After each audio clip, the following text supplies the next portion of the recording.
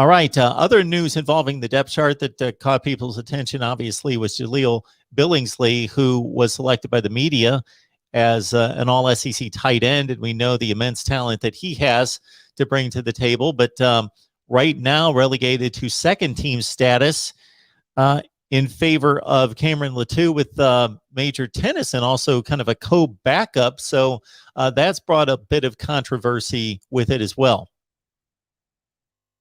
It has, and like you mentioned, Mark, Jaleel is extremely gifted. He is extremely talented. Four-star from Chicago, came in 2019.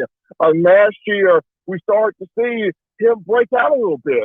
18 catches for 287 yards and 3 touchdowns, and everybody really excited to see what he can do this season, especially with the success that Bill O'Brien has had coaching tight ends, whether it be in college football or the National Football League. But unfortunately, the young man has found himself a bit in Saban's doghouse, so to speak. And whether it was a major team rule that he may have broken or a minor team rule, Coach Saban doesn't really care. He just wants guys to be responsible, to be about the team, and to buy into the program, and that being his message, his process. And this kind of happened. This happened during the latter portion of fall camp, where media guys were asking Coach Saban what's going on with Jaleel Billingsley, how's he been doing, how's he been progressing. And the early part of fall camp, Saban said, we want Jaleel to be more mature.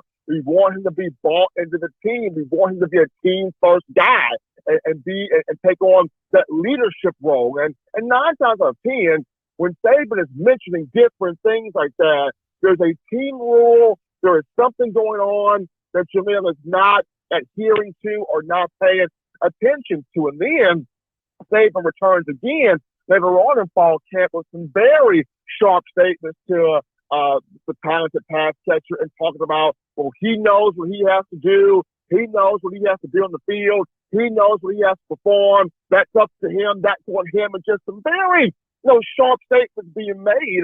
And Coach Saban continued with those today in the SEC Coaches Teleconference. He knows Jaleel is talented. He knows Billingsley is gifted.